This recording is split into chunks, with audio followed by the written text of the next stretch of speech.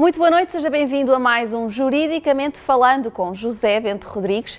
Todas as terças-feiras já sabe que recebemos em estúdio aqui no Correio da Manhã Canadá TV o advogado José Bento Rodrigues, que nos traz questões legais para resolver, às vezes mais leves, às vezes menos leves. Muito bem-vindo, José. Seja bem-vindo novamente aqui à nossa casa e hoje trazemos um assunto um bocadinho mais sério, não é assim? É verdade. Muito boa noite, Mariana. Boa noite aos nossos telespectadores. É um prazer imenso estar aqui para mais uma rúbrica do nosso programa. Vamos falar de uma questão que infelizmente ainda assombra a nossa comunidade portuguesa. Não é só a comunidade portuguesa, primeiro ponto. Estamos a falar de violência doméstica. Não é só a comunidade portuguesa, mas ainda é prevalente na comunidade portuguesa. E como advogado e como pessoa, o meu objetivo a longo prazo é proteger as pessoas que se encontram neste tipo de situação e tentar educá-las, e parte dessa proteção é tentar educá-las sobre os seus direitos e sobre as opções que têm ao seu dispor para quando se infelizmente encontram numa situação dessas. Então, José, vamos começar pelo início. Às vezes nós temos este estigma de que violência doméstica é sempre sobre as mulheres e não é sempre assim o caso, não é? Pode ser qualquer um dos membros do casal. Violência doméstica pode ser sobre qualquer membro do casal, mas não nos vamos enganar aqui. Okay. Violência doméstica, na maior parte das vezes, e a prevalência é contra as mulheres. As mulheres é que se encontram em risco, muitas vezes só pela capacidade física, mas do que eu vejo e da minha experiência e das estatísticas também, as mulheres é que se encontram mais em risco de serem vítimas de violência doméstica. O estigma e o engano é que as pessoas muitas vezes pensam que a violência doméstica quando é violência que é grave. Não. E o que é que quer dizer violência grave? Violência que deixa marcas. Violência doméstica é mais do que isso. Violência doméstica é qualquer toque que a pessoa receba que não é desejado, qualquer agressão física, qualquer violação sexual que acontece, infelizmente, que ainda acontece, e também, às vezes, violência psicológica que acaba por muitas vezes ser humilhante e degradante para quem a recebe. Muito bem, então, começando por um início, uma pessoa que seja vítima de violência doméstica, por onde é que pode começar? O que é que pode fazer, então, em sua defesa? Portanto, quem é vítima de violência doméstica deve chamar a polícia. Ponto final. Portanto, essa é a primeira sugestão que eu faço aos nossos telespectadores. Se conhecem alguém, digam para contactar a polícia, porque temos uma força policial que está treinada para lidar com esse tipo de situações e a pessoa não tem que viver numa situação dessas. A vida é curta e nós temos que vivê-la de forma saudável, e isso não é uma maneira saudável de viver. Portanto, contactar a polícia, e se a violência doméstica vier do marido, porque muitas vezes, não é muitas vezes, também pode acontecer violência doméstica por parte de um filho, que por vezes se vê, mas se vier do marido, iniciar o processo de divórcio, contactar um advogado, porque a partir do momento que a pessoa contacta o advogado e inicia esse processo de divórcio, abre-se um leque de escolha de certas opções que a pessoa tem ao seu dispor. Nomeadamente, muitas vezes a pessoa pensa que não se pode divorciar porque está dependente financeiramente do marido, isto é, o marido é que é o dono da casa, o marido é que é a pessoa que traz dinheiro para a família, e se a pessoa abandoná-lo, do que é que vai viver? Muitas vezes estamos a falar de pessoas que vivem em casa e não trabalham, não é? Nesses casos, o tribunal tem, e a lei, tem mecanismos para proteger as mulheres, também os homens, mas as mulheres que se encontram nesse tipo de situações. O primeiro mecanismo é a possibilidade da pessoa conseguir excluir o marido ou o agressor, vou chamar o agressor, da casa da família. Ninguém consegue viver, vai chamar a polícia e depois o agressor vai voltar a casa? Não funciona assim. Quando se envolve a polícia muitas vezes faz uma restraining order, que significa que o agressor não se pode chegar perto da vítima durante um X tempo e uns metros, mas mesmo que não se contacte a polícia, os advogados, num processo de família, têm a seu dispor um mecanismo para conseguir a mesma coisa, que a pessoa fique sozinha na casa da família, sem o agressor ter possibilidade de lá viver. Essa situação, na maior parte das vezes, é temporária, porque se a casa for vendida, depois já não há casa de família para se excluir o agressor, mas é uma situação que a curto prazo dá uma segurança a quem está nessa situação de violência. Ponto 2. Capacidade de poder pagar as compras, de fazer compras, de ir ao supermercado, disto, daquilo, fazer a sua vida, não é? Financeira, capacidade financeira. O Tribunal também tem mecanismos de conseguir uma certa segurança financeira a nível temporário, enquanto o processo está a desenrolar. Não é segredo nenhum que os processos de direito de família muitas vezes se arrastam por 1 ano ou 2, não é? Acontece por vezes. E quem está numa situação de violência doméstica pensa, ok, como é que eu vou viver 1 ano sem ordenado, ou agora vou ter que começar a procurar emprego, e como é que vai ser, como é que não vai ser, e isso muitas vezes leva as pessoas a não seguirem em frente com o processo. E é isso que eu quero dar pôr uma luz sobre essa questão. A luz é a seguinte: as pessoas podem ir a tribunal e dizer, ok, enquanto o processo não está decidido, eu preciso sobreviver e por isso, senhor juiz, faça favor de fazer uma sentença para o meu marido me ter que pagar uma pensão de alimentos, que muitas vezes as pessoas se referem ao sustento, enquanto o processo está a decorrer. Portanto, essa é outra alternativa ou outra salvaguarda para as pessoas. E, finalmente, temos também o Legal Aid,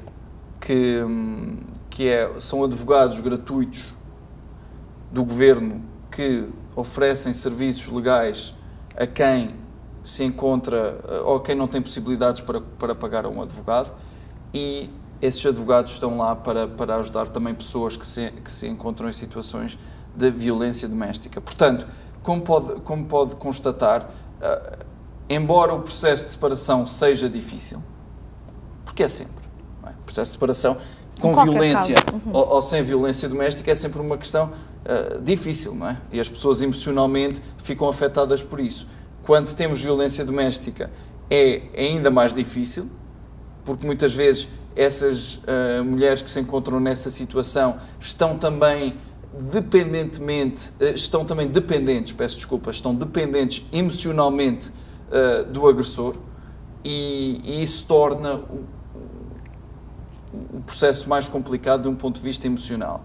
E eu sei que na nossa comunidade temos também serviços de apoio a vítimas que ajudam com essa parte emocional para quem precisa. E um ponto importante: eu não sou psicólogo, não é essa a minha profissão, mas eu acho que posso dizer que as pessoas não se devem isolar.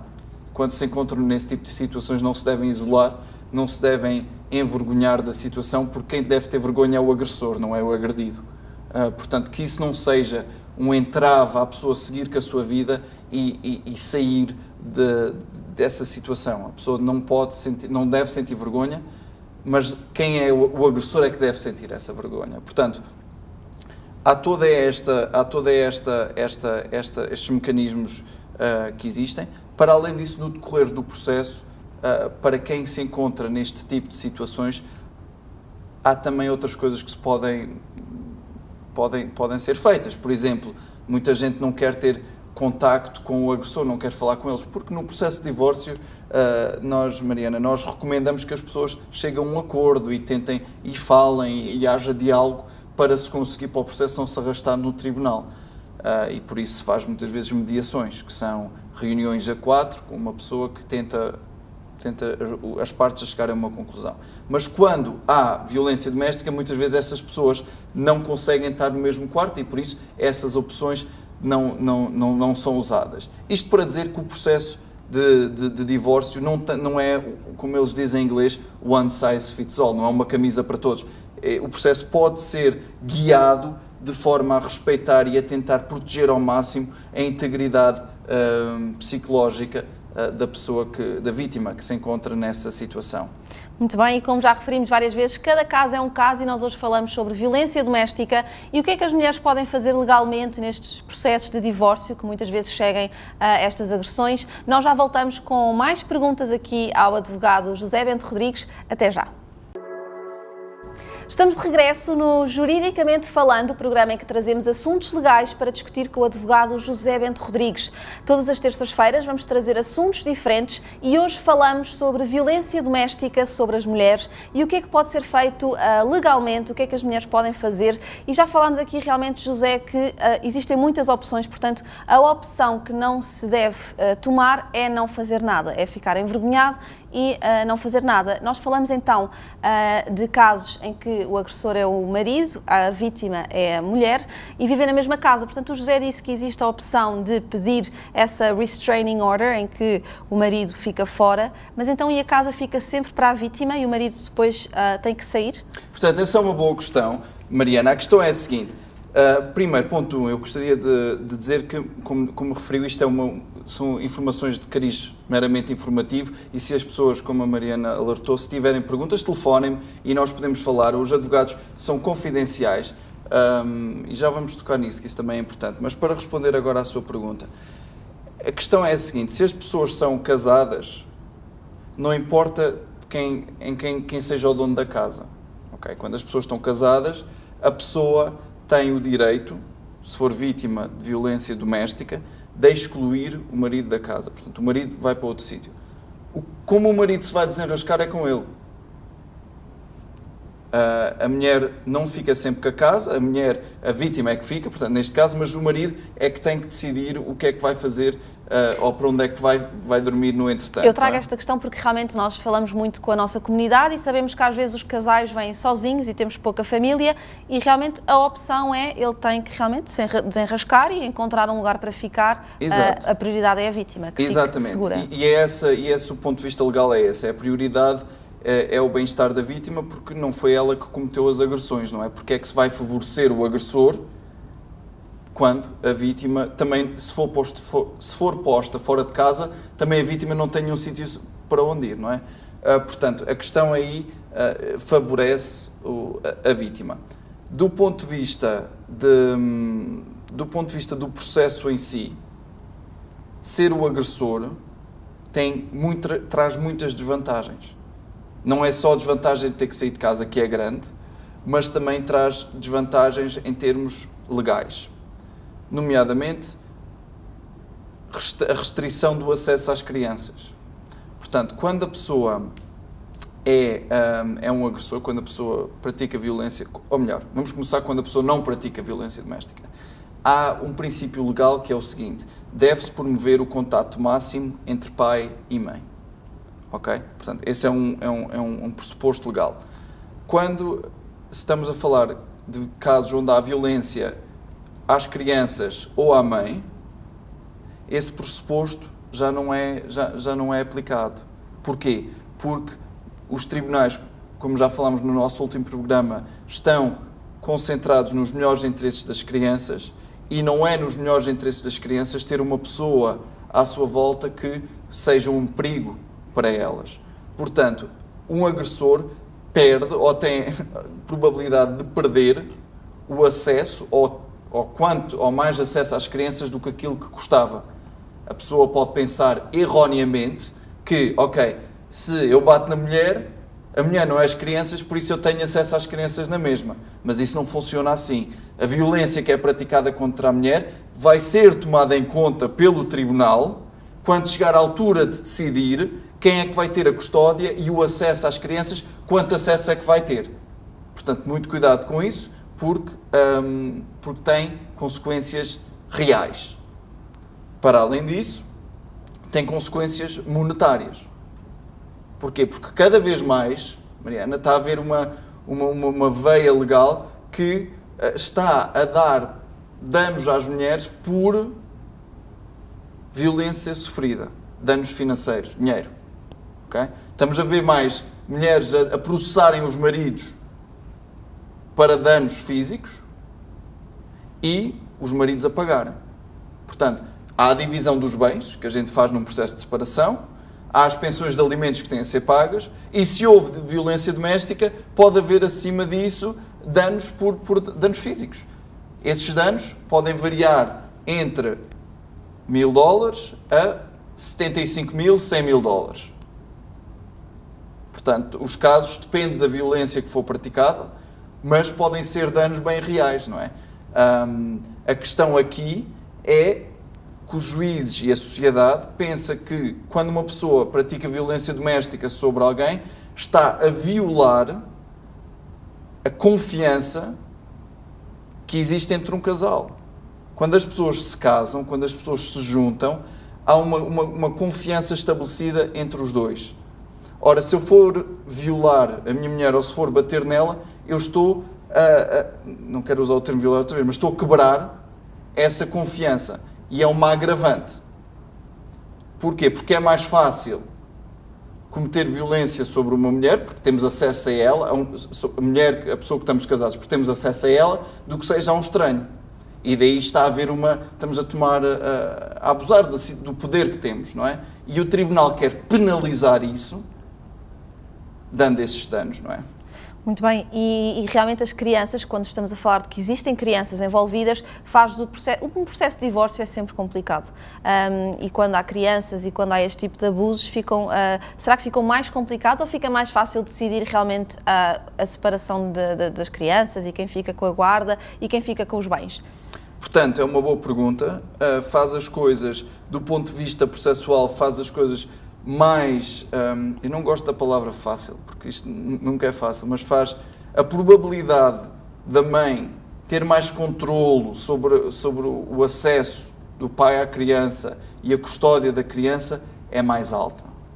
A probabilidade da mãe ficar com essa custódia é bastante mais alta do que se for um caso onde não haja violência doméstica.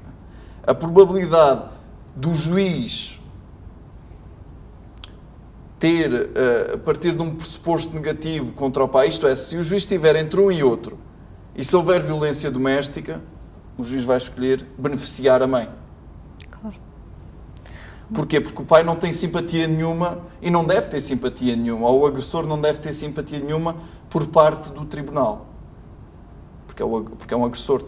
E, para além disso, temos situações, temos depois todo o processo criminal, que muitas vezes acompanha este processo de família. Eu quero fazer esta distinção clara porque é importante para as pessoas. Nós no processo, aqui no Canadá, quando temos questões destas, não é um processo de família onde está tudo a ser resolvido ao mesmo tempo.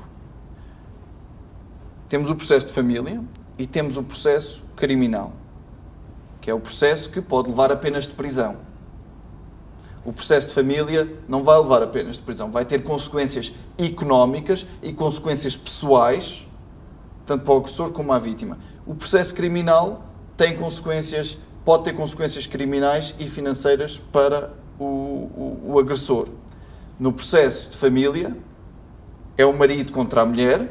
No processo criminal, é o Estado contra o agressor. A mulher é apenas uma vítima. É uma testemunha. Ok? Portanto, o marido, quando está a praticar violência doméstica, está-se a arriscar a levar com um processo criminal em cima, com a pena de prisão que pode advir daí, está-se a arriscar a levar com um processo de família com danos e a perder custódia e acesso às crianças, e está-se a arriscar também a perder depois o emprego, porque depois acaba por ser, se for culpado criminalmente e se houver um julgamento, há empregos que dizem, ok, não queremos porque tens registro criminal e pronto. O que eu estou a querer dizer é que uma agressão pode ter consequências sérias para o agressor e por isso tem que ser, as pessoas devem ter isso em mente. Muito bem, relembrar realmente que a vítima tem muitas opções, a única que gostaríamos que não tivesse é mesmo não fazer nada. Nós já voltamos a seguir com a continuação deste tema, violência doméstica, no Juridicamente Falando. Até já. Estamos de regresso ao Juridicamente Falando, programa onde aqui no Correio da Manhã Canadá TV discutimos com o advogado José Bento Rodrigues questões legais. Hoje o tema trazido sobre a mesa é violência doméstica. Já falámos sobre processos de divórcio. Nós agora, se calhar, José, eu ia perguntar, íamos centrar nos casos em que existem crianças envolvidas, quando tem que haver uma separação da custódia. Já falámos que realmente há um benefício para a mãe, não é? Porque o benefício é para as crianças, eles têm que estar bem. Mas como é que isto funciona exatamente? O pai é proibido de ver as crianças logo de imediato? Portanto, quando estamos a falar do impacto na custódia das crianças, é uma das situações que vai depender mesmo de caso para caso, porque estamos a olhar para os melhores interesses das crianças e quando olhamos para os melhores interesses consideramos a segurança das crianças, em primeiro lugar, consideramos a capacidade de dar apoio psicológico e em muitos casos de violência doméstica o agressor é incapaz de dar esse apoio psicológico às crianças e por isso somos limitados a fazer um pouco traços gerais que podem não ter muito uso para as pessoas lá em casa que estão a viver esta situação. Mas, porquê? Porque são gerais. Mas do ponto de vista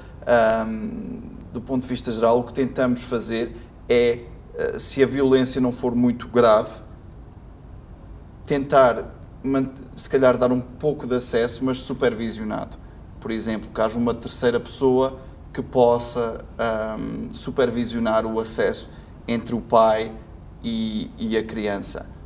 O tribunal vai também estar interessado em saber se a mãe, qual é a posição da mãe também em relação a esse acesso. Se a mãe acha que pode ser um acesso a começar pouquinho de cada vez e depois ir aumentando com a supervisão, ou se a mãe acha que precisam de cortar mesmo com o agressor e a mãe o juiz vai ouvir atentamente o que a mãe tem a dizer, porque de facto ela conhece a família e ela passou pela situação de violência e conhece os seus filhos e vai estar numa boa posição para sugerir certos mecanismos para reintroduzir ou não o pai na família. O que nós notamos é que cada vez mais a lei está a ser mais forte ou a tomar passos fortes para proteger as mães e para proteger quem é vítima dessa violência. As mães e os filhos também. Antigamente não se via tanto estes casos de danos a nível civil, a nível de divórcio. O que se via mais, ou quando sucediam, era a nível criminal. E a pouco vai-se olhando a esses casos e vai-se vendo esses casos a surgirem mais e mais. O tribunal tem muito cuidado em proteger a autoestima das pessoas, a degradação, não querer que as pessoas fiquem degradadas ou punir alguém que ponha uma pessoa numa posição que esteja degradada, humilhada e infelizmente ainda vemos esses casos a surgir, mas vemos já uma mudança de atitude legal a dar consequências financeiras para quem pratica estes tipos de atos. Em termos de prova que se tem que dar, em termos criminais, a prova é mais... o sistema de prova é um pouco diferente, porque a pessoa tem que provar, para além de qualquer dúvida razoável, que a violência foi cometida, mas em termos civis é mais fácil fazer essa prova. Isto é, a pessoa deve, sempre que é vítima de violência doméstica, deve contactar a polícia, mas para além disso deve manter notas sobre os dias e quando é que aconteceu, se calhar tirar fotografias, porque isso ajuda a depois construir o caso para poder levá-lo a tribunal. Portanto, cuidado com isso, mantenham notas para refrescarem a memória, para depois, quando chegar à altura, darem as coisas ao advogado, que o advogado vai precisar para fazer o caso perante o juiz. Mas a mensagem principal que eu gostaria de deixar hoje no nosso programa é que não se sintam sozinhos, que se rodeiem de pessoas que de facto gostam de si e essas pessoas existem. É preciso a gente abrir as portas a elas, tentar ver na nossa comunidade quais são os mecanismos de ajuda. Se a pessoa fala inglês, na mainstream, na comunidade principal, na comunidade canadiana, há bastantes mecanismos de apoio a essas pessoas. Contactar, decidir que querem pôr um ponto final e não ficarem presas numa armadilha que pode ter consequências devastantes para si ou para a pessoa, mas também para a família, porque as crianças sofrem bastante com a violência doméstica. Muitas vezes o alcoolismo é um problema grave que acentua essa violência e as crianças muitas vezes são acordadas à meia da noite por uma pessoa que chega à casa e faz barulho. Isso não é um ambiente saudável para as crianças crescerem, portanto as mães que pensem em si, mas também nos seus filhos e no tipo de vida que estão a levar, porque estamos aqui hoje a promover isto, a promover este tema, e isto é uma atitude social que os tribunais também querem apoiar. Os tribunais querem que as pessoas que a justiça seja feita e que as pessoas não tenham que viver nestas circunstâncias. Muito bem, relembrar realmente que quando há um caso de violência doméstica e há crianças envolvidas, as sequelas podem ser bastante grandes, não só para a vítima, para a mulher, mas também para as crianças, e recordar e deixar a mensagem de que não fazer nada é a pior coisa, há muitos apoios, existem ajudas e muitas outras pessoas já passaram pelo mesmo, portanto, não se sinta sozinho. Nós chegamos ao fim de mais um programa. José, muito obrigada por ter estado aqui connosco. Marcamos encontro para a semana. Muito bom, obrigado. Boa noite, obrigada.